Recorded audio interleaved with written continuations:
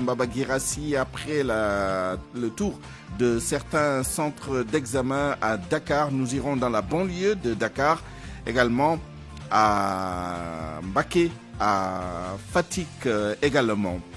Et puis dans notre rubrique Point de vue, nous débattrons des réformes du système éducatif sénégalais, celles déjà engagées et celles annoncées par les nouvelles autorités, prétexte le début ce matin donc du concours de l'entrée en 6e et de l'examen du CFE. À la mise en onde, Abdoulaye Diop.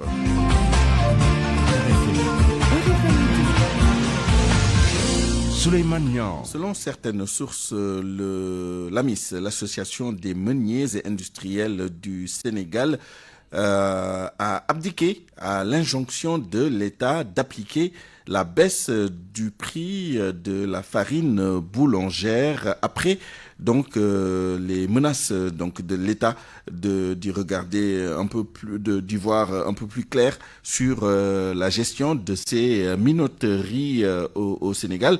Pour en avoir le cœur net, nous sommes en direct avec monsieur Pape Abdoulaye Djigal, qui est le directeur des ressources humaines des Grands Moulins du Sénégal, par ailleurs vice-président de l'association. Monsieur Djigal, bonjour.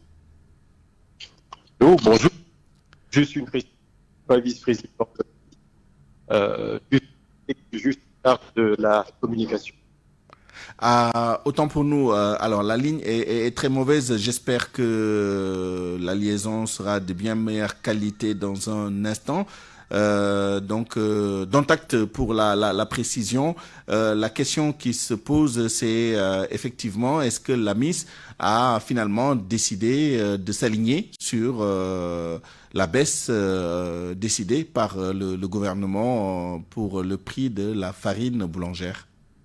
Alors, l'AMIS a pris connaissance de l'arrêté ministériel qui a été rendu officiel hier après-midi et naturellement a bien pris note de la déclaration du ministre de l'Industrie et du Commerce.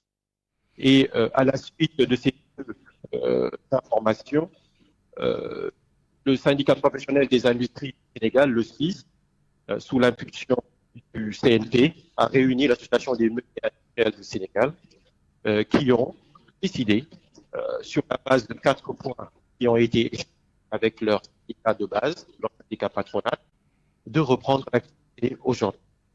Donc, on est aujourd'hui dans une situation où les meuniers en entreprise citoyenne et responsable ont repris leur activité, ou plutôt plus, sont en train de reprendre leur activité, et sont totalement ouverts aux négociations, au dialogue qui est nécessaire dans cette situation qui peut mettre en péril tout de suite. Malheureusement, la qualité de la liaison n'est pas des meilleures, mais nous avons l'essentiel de l'information, c'est que les minoteries ont décidé de reprendre l'activité. On me dit que la liaison est de meilleure qualité, monsieur Djigal. Donc, vous nous annoncez que les meuniers ont repris leurs activités normales ce matin à la suite d'une réunion que vous avez tenue hier soir avec des syndicats patronaux. Est-ce que vous pouvez revenir sur cette information? Alors, je vous confirme ce que je viens de vous dire. Les meuniers sont en train de reprendre leur activité dans le cadre de la production de farine pour approvisionner le marché sénégalais. Merci monsieur Djigal. Malheureusement, la qualité ne s'est pas nettement améliorée, mais effectivement, vous nous confirmez que les minoteries ont repris leurs activités aujourd'hui et nous reviendrons bien naturellement sur cette information dans notre toute prochaine édition. Venons-en maintenant à l'examen du CFE et au concours d'entrée en 6e. C'est aujourd'hui et demain, mercredi. Cette année, un total de 301 820 candidats, dont 56,41% de filles sont inscrits. Ils sont répartis dans plus de 1970 centres d'examen. Pour cette session, 113 candidats porteurs de handicap ont été inscrits, dont 61 non-voyants et 52 malvoyants. Alors, le ministre de l'Éducation nationale, Moustapha Mabagirassi, a fait le tour de quelques centres d'examen ce matin. Je vous propose de l'entendre avec Koumba Sandiane Faye. Et globalement, tout se passe bien. Il y avait des points d'attention, particulièrement dans les zones sud, sud-est, où la pluie, l'hivernage s'est bien installé. Des craintes, on avait quelques craintes par rapport à quelques perturbations qui seraient liées justement à cet hivernage-là au pluie, mais globalement tout se passe très très bien. Et vous avez aussi noté les innovations qui ont été apportées cette année en termes de dématérialisation donc des processus. Tout cela garantit, sécurise, permet aussi un archivage donc, des copies, ce qui est extrêmement important, et surtout réduit le temps de correction, le temps aussi de proclamation des résultats. Nous avions traditionnellement quelques difficultés, un décalage assez important entre la proclamation des résultats CFE entrant en 6e, mais cette fois-ci avec justement cette dématérialisation, donc on aura quasi simultanément donc, les résultats, donc aussi bien l'entrée en 6e que le CFE. Donc nous sommes très satisfaits de l'organisation mise en place, très satisfait des conditions mises en place et ce que nous avons noté déjà et les informations que nous avons reçues donc, de l'intérieur du pays. Le ministre de l'Éducation nationale qui était à l'école Liberté 1 et au collège Sacré-Cœur tout à l'heure. Allons maintenant à Pékin où les candidats sont au nombre de 35 487 dont 19 643 filles, soit une hausse de plus de 450 candidats. Des innovations dont la digitalisation de l'examen avec les inscriptions et le paiement en ligne sont à noter, comme le signalait le ministre tout à l'heure. Salimata Ousmane Diallo. Tout est fin prêt pour le bon déroulement des épreuves de l'examen de l'entrée en 6e 2024. Cette année, le département de Pékin enregistre 5 nouveaux centres d'examen et 458 candidats de plus. Gana Sen est l'inspecteur d'académie de Pékin-Guédiawaye. Au niveau de l'académie de Pékin-Guédiawaye, le nombre total de candidats est de 35 487, dont 19 643 filles. Comparé à l'année dernière, le nombre de centres est passé de 148 à 153. Cette année, nous avons 6 candidats à besoins spéciaux, dont 4 non-voyants et 2 sourds-muets. Plus de 6 000 enseignants sont ventilés dans les 153 centres du département de Pékin. Pour cette année, 6 154 enseignants et enseignantes ont été mobilisés, dont 153 chefs de centre, 459 secrétaires de centre, 2 366 surveillants et 3 176 correcteurs. Pour bien sécuriser les examens, l'IA a fait une innovation de taille. Globalement, les dispositions sont prises pour un bon déroulement de l'examen qui, cette année, il faut le rappeler, a connu des innovations, notamment avec l'inscription des candidats en ligne, mais également la digitalisation du processus. Donc ça, ce sont vraiment des innovations qui ont été apportées à l'organisation de l'examen. Les écoles franco-arabes représentent 7% et les candidats libres 3%. Nous souhaitons une bonne réussite à tous les candidats et à toutes les candidates. Salamatou Ousmane Diallo, Pékin, Radio Futur Média. Salamatou Ousmane Diallo à l'instant. Allons à Mbaké où les examens se déroulent bien, mais il y a des absences qui sont notées dans les différents centres. L'inspecteur d'académie du département de Mbaké a effectué une visite sur le terrain. Ndiagaba au micro de Pape Mbaye Diao. Donc nous avons 9 195 candidats et sur ces 9 195, il y a 5 938 filles. Donc les filles représentent 65%. Cette année, il n'y a pas eu beaucoup d'absence. Ça, il faut le remarquer. C'est qu'avec le tour, on a vu que pour l'essentiel, les élèves sont présents. Il y a de rares cas d'absence pour dire que globalement, le déroulement est satisfaisant. Et cela, nous le devons justement à la clairvoyance de M. le Préfet, qui a très tôt tenu un CDD, qui nous a permis véritablement de prendre à bras le corps tous les écueils susceptibles d'entraver le bon fonctionnement de l'examen. Donc ça, c'est extrêmement important. Maintenant, à notre niveau, peut-être les statistiques sont un peu parlantes au regard des défis que nous nous sommes fixés au niveau de Mbaké, c'est-à-dire le défi de la scolarisation et le défi de la qualité. Quand je parle de défi de la scolarisation, c'est comment faire pour que Mbaké soit véritablement un terreau où les élèves, où tous les enfants pourront être scolarisés. Parce que Mbaké, depuis peut-être quelques années, était dans une zone rouge par rapport à la scolarisation. Mais les objectifs que nous avons prouvent à suffisance qu'il y a quand même des efforts extrêmement importants qui sont en train d'être faits, de sorte qu'aujourd'hui, Mbaké est dans le top 5 des IEF ayant présenté le plus grand nombre de candidats. Donc ça, je crois que c'est extrêmement important. À Fatick, on enregistre un peu moins de 19 000 candidats au CFE. Le gouverneur a profité de sa visite des centres pour sensibiliser les parents d'élèves sur l'importance des pièces d'état civil. De nombreux élèves de CM2 n'avaient pas ces pièces, mais ils ont quand même participé à l'examen. Aminata Goudjabi. Ambiance d'examen, tout est calme à l'école d'application de Fatick. C'est le centre d'examen témoin de la ville. Dans les salles classes, c'est un élève par table banc. Les yeux fixés sur les copies, les candidats se penchent sur l'épreuve numéro 1 de leur premier examen scolaire.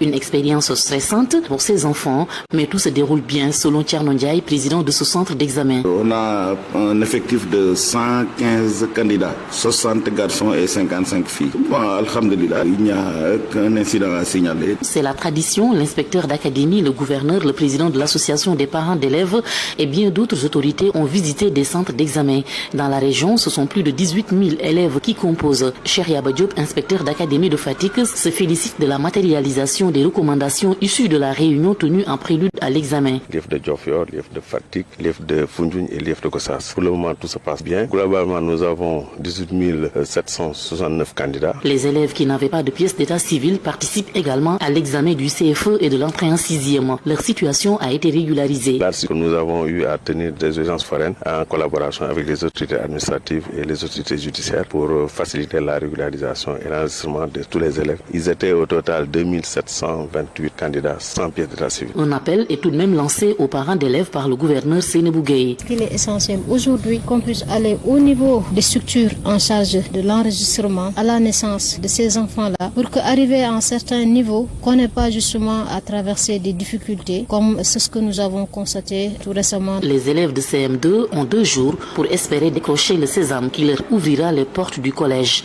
Aminato Goudjabi, Fatick RFM. RFM, la radio de toute l'actualité.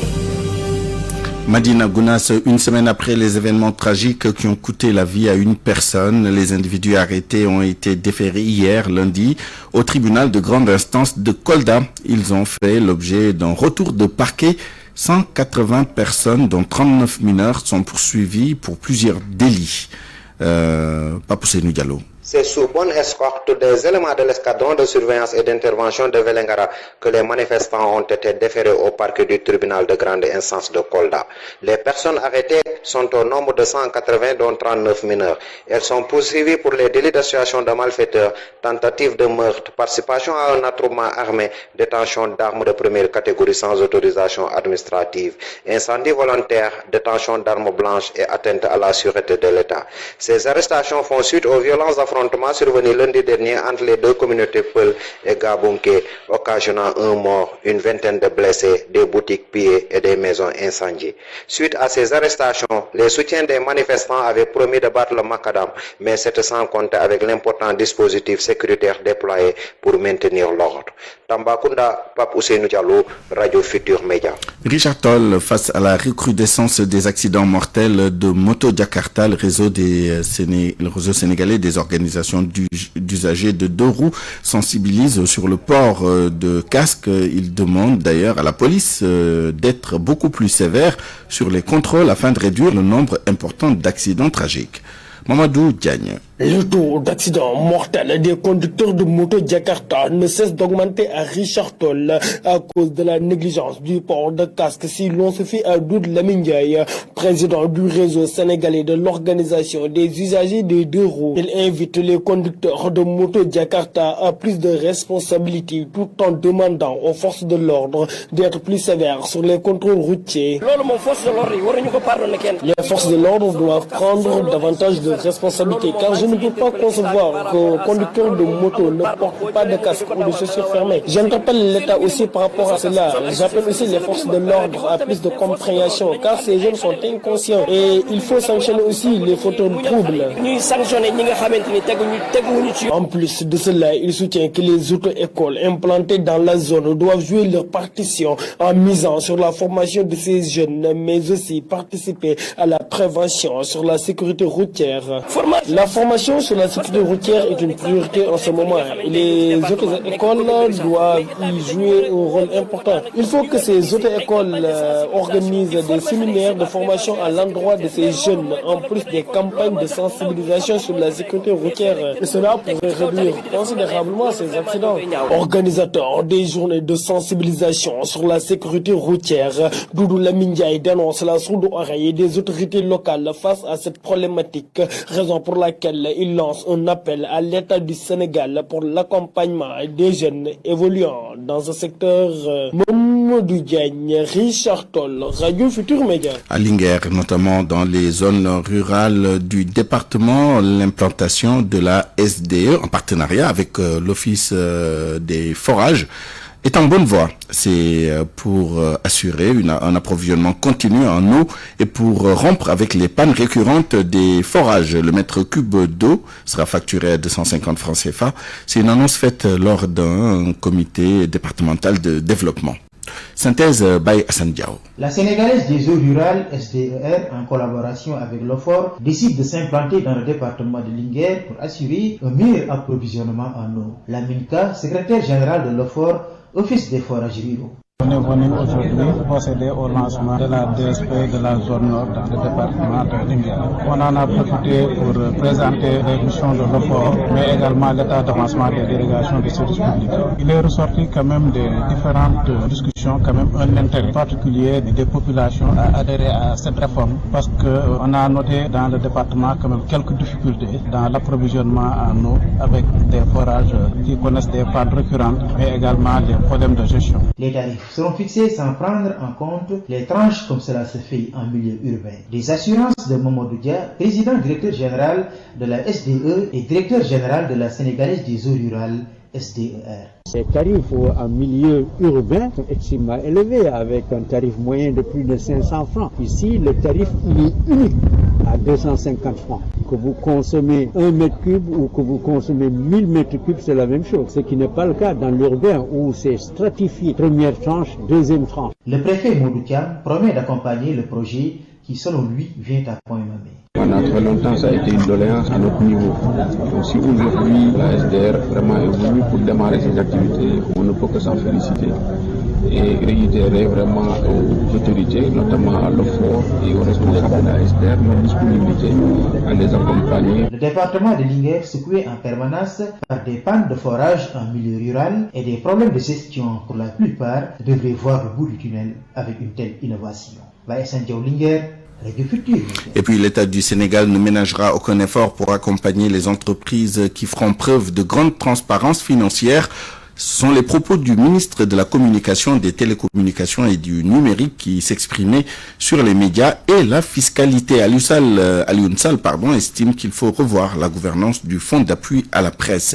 Ces propos au micro d'Amadou Sabarba. Les entreprises de la presse demeurent des entreprises régies par les règlements en vigueur et doivent aussi se conformer aux lois en payant leurs impôts. D'autant plus que ces contributions sont prélevées des revenus de leurs travailleurs.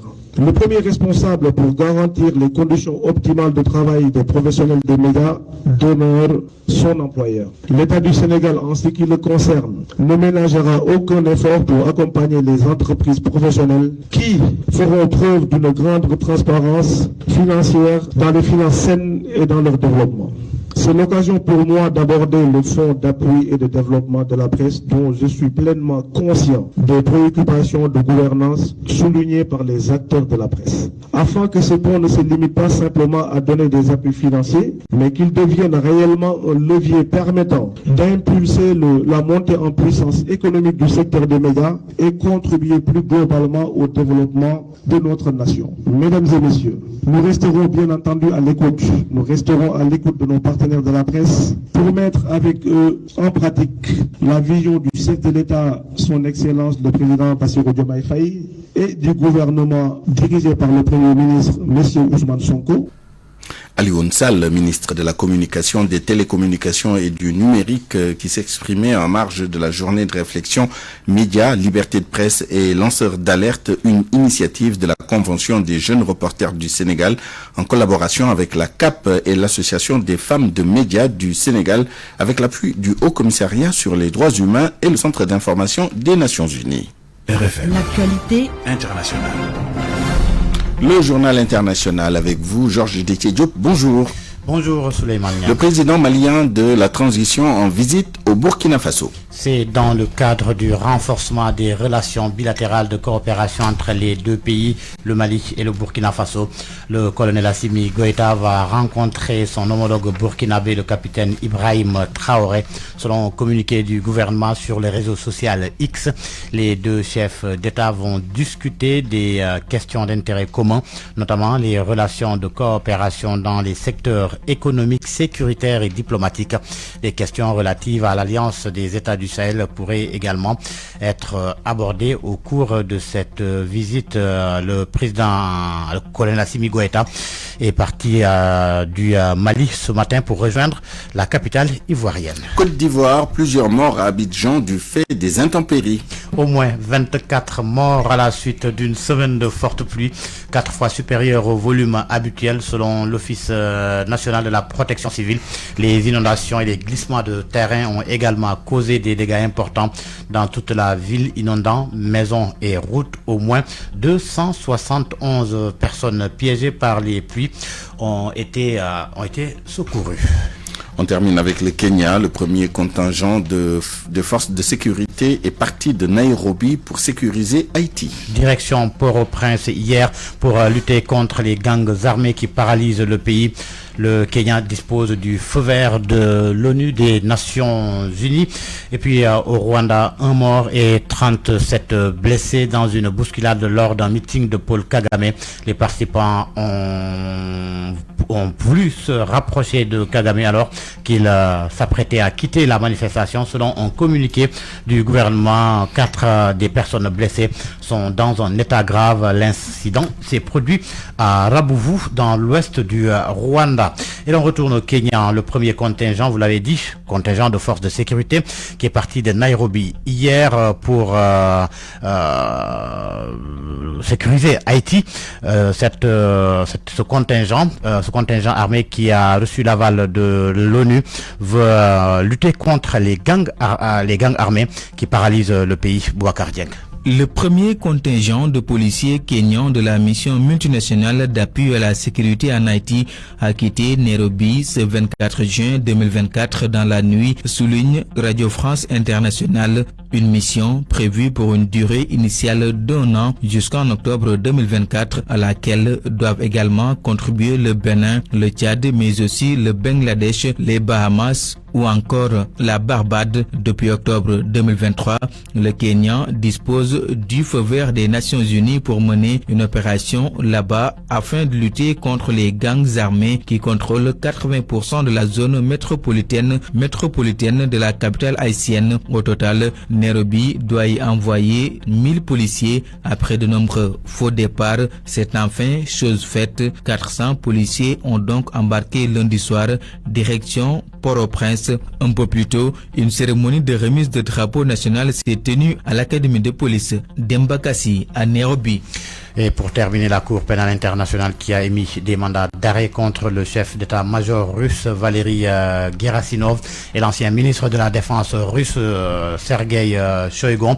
Selon un communiqué de la Cour pénale internationale, ils sont tous les deux accusés d'être responsables de crimes de guerre consistant à diriger des attaques contre des biens civils et à causer des dommages accidentels excessifs à des civils, ainsi du crime contre l'humanité, d'actes inhumains. Merci Georges Détié Diop. Parole aux auditeurs. L'actualité, qu'en pensez-vous? Moi, je pense que vous devez. Réagissez dans nos éditions d'information sur l'actualité. Bonjour. Du lundi au vendredi, vous avez la parole sur RFM. Ce mardi 25 juin et demain mercredi, concours de l'entrée en 6e et examen du CFE sur l'ensemble du territoire national. C'est le prétexte de notre point de vue du jour. Nous débattrons des réformes du système éducatif sénégalais, celles déjà engagées et appliquées cette année et celles annoncées par les nouvelles autorités. Nous serons pour en parler avec monsieur Maurice Ndene Varor, inspecteur de l'éducation à la retraite, et monsieur Elhaj Malik Youm, secrétaire général du SAEMS, le syndicat autonome de l'enseignement moyen secondaire.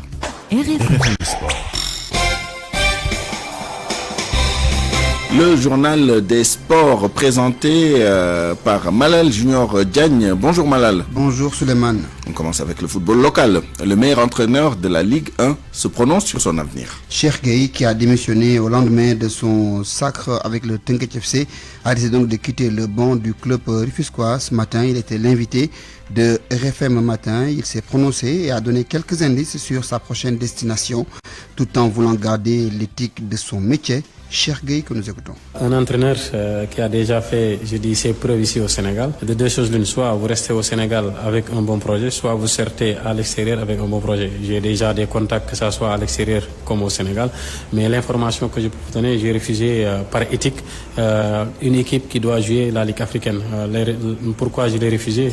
Je préfère ne pas dire le nom, mais je sais que j'ai refusé une équipe qui joue la Ligue africaine. La raison est simple, c'est une question d'éthique. J'aurais pas aimé vraiment me confronter avec Teungueth cette année. Peut-être l'année prochaine, il n'y a pas de souci, mais cette année, je n'aurais pas aimé confronter ni avec le Jaraaf en Coupe d'Afrique, ni avec le Teungueth en Coupe d'Afrique. Ça ne veut pas dire que je vais encore continuer à refuser des équipes ou bien ne pas aller à l'étranger. Mais je vous dis que je peux rester au Sénégal, entraîner avec un bon projet, comme je peux aller à l'extérieur aussi avec un bon projet. Pour l'expérience et pour pouvoir demain aider aussi mon pays, il serait intéressant de pouvoir sortir du Sénégal, monnaie et mon talent à l'extérieur, gagner de l'expérience pour encore revenir et aider le football sénégalais. Et parce que moi, mon souhait, c'est vraiment toujours de faire quelque chose pour le football sénégalais. Et je pense que l'expérience jouera un rôle important. Et l'expérience, j'en ai l'expérience peut-être en Espagne dans les académies, l'expérience dans le football sénégalais. Et je pense que ça serait un bonus d'avoir de l'expérience à l'extérieur.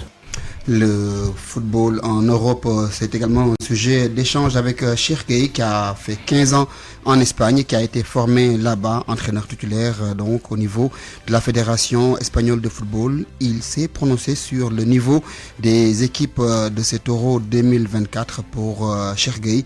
L'Espagne, l'Allemagne, l'Italie sont des équipes sur lesquelles on doit miser puisqu'elles produisent un jeu différent et totalement utile pour aller vers la victoire finale. Cheikh Gueye. Oui, la Coupe d'Europe est différente des autres Coupes d'Europe parce que je pense que cette année, il y a beaucoup d'intensité. Sur le plan physique, les équipes sont top. Contrairement à ce qu'on voyait dans les précédentes Coupes d'Europe, la plupart on disait qu'en Afrique, le football africain a beaucoup plus d'intensité que le football européen, mais cette année, on a vu un football européen avec beaucoup d'intensité. Il y a aussi ce qu'on appelait la philosophie de jeu qui était propre à un pays. Par exemple, l'Espagne avait son football propre, l'Italie avait son football propre, l'Allemagne avait son football propre, la Suisse avait son football propre. Mais ce qu'on a vu aujourd'hui, il y a un football pluriel, un football total des différentes équipes. Par exemple, tu vois, l'Espagne, avant, c'était 1000 passes avant d'atteindre les buts adverses. Aujourd'hui, l'Espagne peut faire 2-3 passes pour atteindre les buts adverses. Avant, l'Espagne ne jouait pas en transition. Aujourd'hui, l'Espagne joue en transition. On avait vu aussi une équipe italienne. Même si jusqu'ici, l'équipe italienne est dans cette notion de gestion. On avait l'habitude de voir une équipe italienne solide défensivement, mais un tout petit peu faible en attaque. Par contre, cette année, on a vu une équipe italienne capable de jouer comme à l'espagnol. Pareil pour les Allemands. Avant, l'Allemagne, c'était du jeu direct. Aujourd'hui, l'Espagne évolue sur des sortes de balles propres au milieu et en attaque. Pour vous dire qu'aujourd'hui, on a assisté à une Coupe d'Europe de football varié. Aujourd'hui, il y a des favoris, certes, il y a des favoris. L'Allemagne reste un favori comme pays organisateur avec une belle équipe. L'Espagne, pareil, l'Italie, pareil, mais aussi, il faut se miser aussi sur la Suisse qui peut faire, à mon avis, une surprise contre l'Italie samedi. Au programme aujourd'hui, 16h France-Pologne pour mettre fin à la phase de poule. Pays-Bas contre Autriche dans le même groupe. À noter également que l'Angleterre jouera contre la Slovénie. Danemark joue contre la Serbie. La Copa América, l'Argentine joue ce soir à 1h du matin contre l'équipe chilienne. Le Pérou défiera l'équipe du Canada. Hier, le Brésil a fait match nul pour son premier match dans ce tournoi. Match nul blanc face à l'équipe de Costa Rica. Il n'y a pas eu de but, Suleiman. Merci, Malal Junior Diagne. On continue à parler sport avec la lutte. Gris Bordeaux de face défie Ama Baldé ce dimanche. Gris Bordeaux qui est à la quête de renaissance d'un nouveau succès puisque depuis 2015, Gris n'a pas connu le succès dans l'arène. Face à Ama Baldé, ça s'annonce difficile puisque Ama également vient d'une défaite. Abdoulaye Dembélé, administrateur du site demactu.com, analyse la carrière mais également ce qui attend Gris Bordeaux dimanche prochain à l'arène nationale. Gris Bordeaux va vers un combat très intéressant, un combat où vraiment il doit montrer un meilleur visage. Parce que tout le monde sait que Gris Bordeaux, à part Bombardier et Eumeu Sène, il est le 3e doyen de la lutte sénégalaise. Il a démarré sa carrière depuis 1997 contre un certain Bassirou Cissé, que personne ne connaît d'ailleurs. Donc il l'avait battu. Mais Gris Bordeaux, ce qui complique sa situation, c'est que quand il a été intronisé Tigre de Fass suite à la retraite de Tafa Gueye, Gris Bordeaux n'a pas été performant du tout. Il faut faire la remarque, depuis 12 ans, Gris Bordeaux n'a enregistré que 2 victoires contre Baymondjon le 1er janvier 2012 et ensuite contre Tyson le 3 mai 2015. Depuis lors, Gris Bordeaux n'a pas enregistré de victoire. Même si il faut reconnaître qu'il a connu aussi des saisons blanches parce que c'est un athlète qui peut rester 2 à 3 ans sans compétir. Pour ce combat contre Ama Baldé, il n'a pas droit à l'erreur. Même si Ama est le plus jeune, il a plus d'ambition que Gris Bordeaux qui n'a plus rien à prouver, mais il lui faut une victoire pour terminer sa carrière en beauté. Voilà, Souleymane, c'est tout pour les actus sport. Merci Malal Junior Diagne, à 12h32. Pas de revue de presse. Toutes nos excuses pour ce rendez-vous manqué. Mais rendez-vous est pris puisque ce n'est que partie remise dès demain à partir de 6h. RFM, fréquence de modulation 94.0, la radio en puissance. Point de vue. Regard croisé sur l'actualité du jour. Bienvenue dans notre rubrique Point de vue. Nous allons parler éducation avec comme prétexte le début ce mardi du concours de l'entrée en 6e et de l'examen du CFE.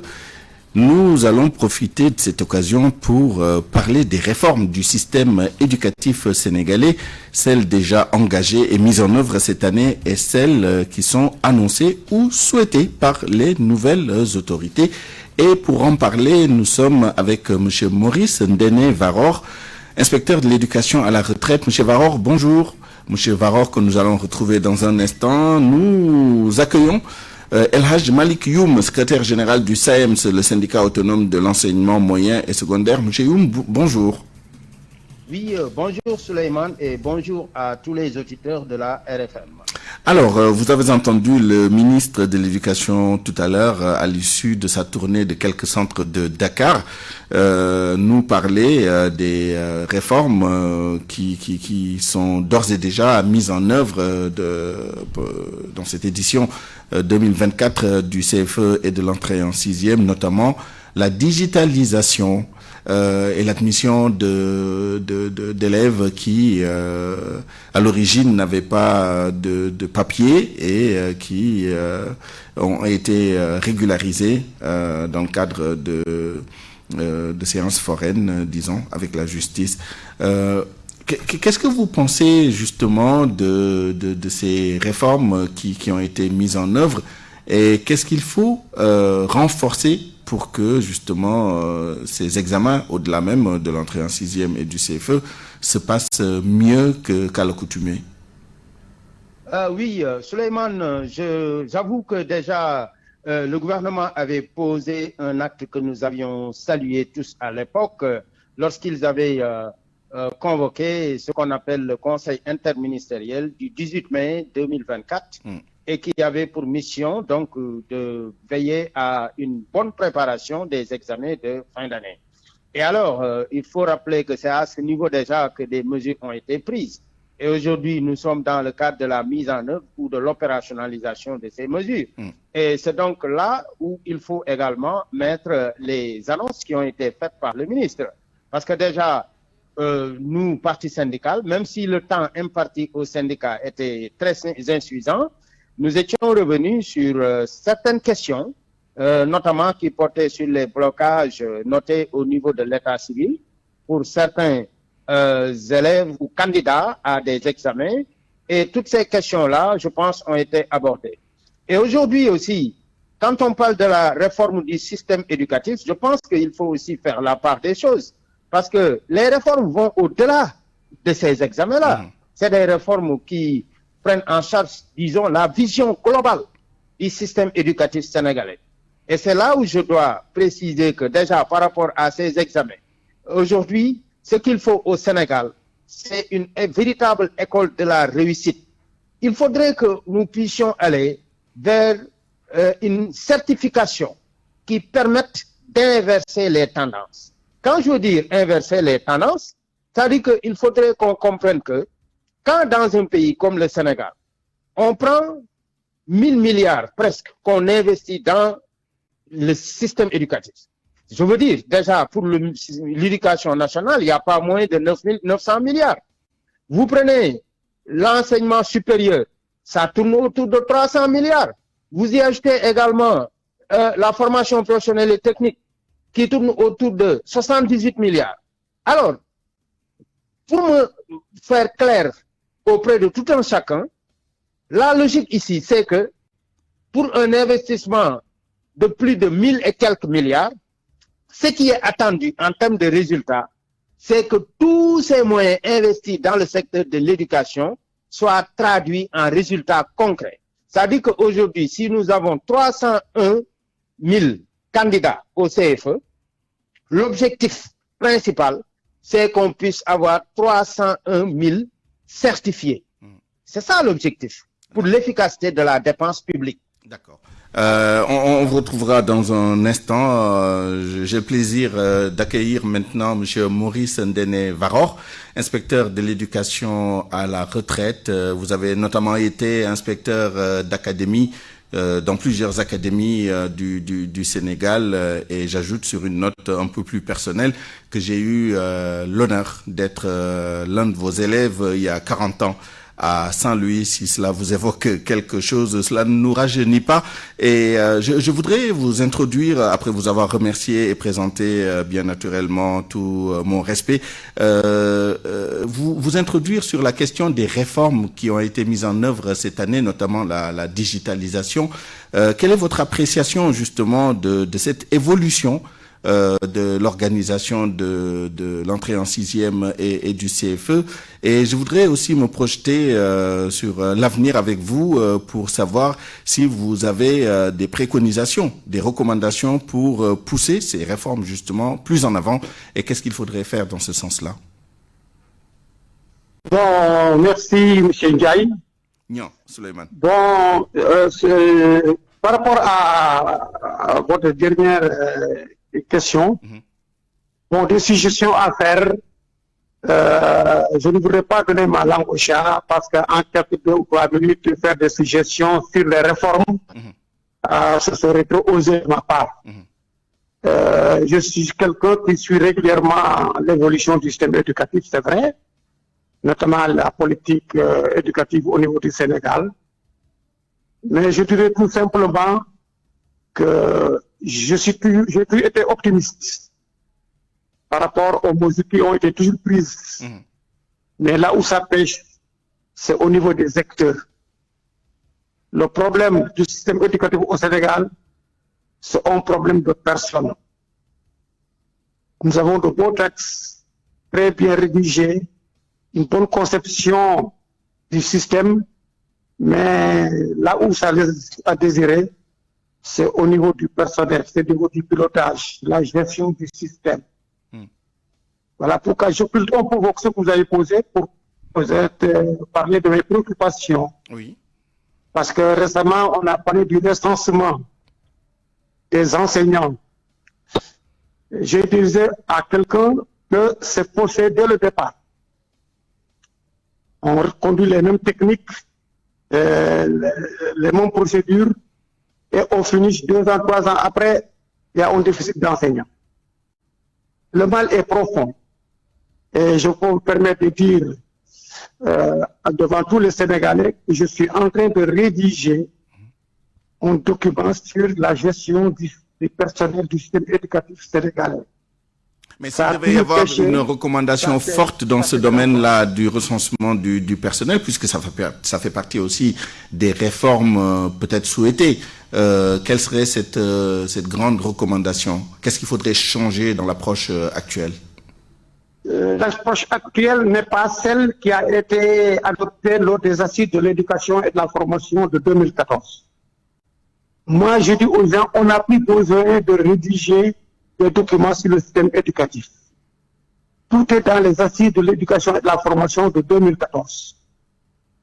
Pourquoi encore vouloir revenir sur des innovations alors que tout a été dit? Il suffit de passer à l'action. Ça, c'est mon principe. Je n'accepte jamais de discuter sur qu'est-ce qu'il faut faire, qu'est-ce qu'il faut faire. Ce qu'il y a à faire, ce qu'il y a à dire, c'est déjà écrit depuis 2014. Et c'était une démarche innovante, puisqu'on est allé jusqu'au niveau de la base. C'était des démarches inclusives. Alors, on a parlé aux arabisans, aux marabouts, et tout ça. Donc, on a touché tout petit. Et on a permis aux académies de faire leur plan de développement de leur éducation au niveau régional. Mais au moment des conclusions, qu'est-ce qu'on a fait? On a occulté ces documents rédigés par chaque académie. Et ces documents sont là, parlant des réalités de chaque région. Mais tout ça, on fait fi de ça. On nous amène des projets, on parle de cela. Moi, sur ce plan, je suis un peu pessimiste. Retournons, et j'invite le nouveau ministre de l'Éducation nationale à revisiter les assises de l'éducation, de la formation de 2014. Et on n'en parlera plus. Et à cette époque-là, est-ce que la digitalisation était vraiment prise en compte, puisque c'est quand même un phénomène extrêmement mouvant, il y a des innovations à un rythme assez élevé. Est-ce que cette tendance à digitaliser, notamment la gestion même du personnel, avec le Mirador, mais aussi à digitaliser les procédures dans le cadre des examens et concours, est-ce que c'est pas une innovation qui vient éclairer d'une nouvelle lumière ce qui a été fait en 2014 dans le cadre des assises? Oui. La digitalisation, c'est pour mieux évaluer les élèves. Mieux évaluer les élèves. Mais malgré la digitalisation, est-ce que les élèves vont être bien évalués à partir de l'éducation reçue, à partir des connaissances qu'on leur a apprises? Est-ce que la digitalisation peut changer cela? Non, la digitalisation, c'est une technologie que je salue, moderne. Il faut simplifier le déroulement des examens, le déroulement de l'application des épreuves, mais la digitalisation ne remet pas en cause ce qu'on a dit dans les assises de 2014. Parce que c'est la qualité du système éducatif. La digitalisation dépend de la qualité du système éducatif, dépend de l'évaluation. Or, l'évaluation dépend de la qualité du système éducatif. Merci. La manière dont les enfants ont été encadrés, depuis le CI, en passant par le moyen secondaire, jusqu'à l'université. Une dernière question peut-être même, parce que vous évoquez le CI. Beaucoup pensent que le cours d'initiation n'est peut-être plus aussi pertinent qu'il était il y a quelques décennies, au regard justement de l'inscription des enfants au préscolaire et dans d'autres systèmes éducatifs, dans le grand système qui est celui du Sénégal. L'élimination du CI ne concerne que certaines écoles et certaines classes sociales dont les enfants font le préscolaire, pré-section, moyenne section, grande section, et on sort le CI, on va directement au CP. Mais pour le système éducatif en général, il faut les 6 ans, CI jusqu'au CM2. Et après maintenant, la 6e, 3e, ensuite jusqu'en terminale. Il ne faut pas aller plus vite en besogne. Là où on peut supprimer le CI, qu'on le supprime. Mais ce n'est pas actuellement à Makakor, mon village, qu'on va supprimer le CI au nom du préscolaire. Non, il ne faut pas qu'on aille trop vite en besogne. Soyons prudents et pensons à tout le monde. Fonglimi là-bas, Saraya, Bandafassi. Est-ce que ces gens-là vont penser à se passer du CI? Non. Donc, je crois qu'il ne faut pas qu'on aille trop vite en besogne. D'accord. Merci. Je ne suis pas pessimiste, mais je dis qu'il faut que nous soyons toujours prudents, vigilants, évoluons tous ensemble pour parfaire nos systèmes éducatifs. Bien sûr, en tenant compte des réalités, des zones, etc. Certains ne vont pas regarder les autres. Il ne s'agit pas d'égalité, mais l'équité est là. N'est-ce pas? Merci Maurice Ndene Varor. C'est toujours un plaisir de vous entendre sur les questions éducatives. Je rappelle que vous êtes inspecteur de l'éducation à la retraite et je suis sûr que toute la communauté éducative attend avec impatience l'ouvrage que vous avez évoqué tout à l'heure à l'introduction. On termine avec vous, El Hadj Malik Youm, sur la question de la digitalisation et des prochaines réformes à mettre en œuvre pour améliorer le système. Est-ce que vous avez des recommandations particulières dans ce sens-là? Voilà, Souleymane, ce qu'il faut préciser, c'est que surtout quand on parle de digitalisation, il faudrait que les gens comprennent ce qui est sous-entendu.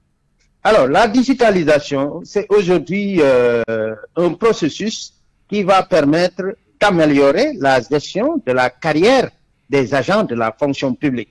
Et c'est dans ce sens-là, d'ailleurs, que le ministre en parle souvent et que aussi on en parle au niveau de la fonction publique.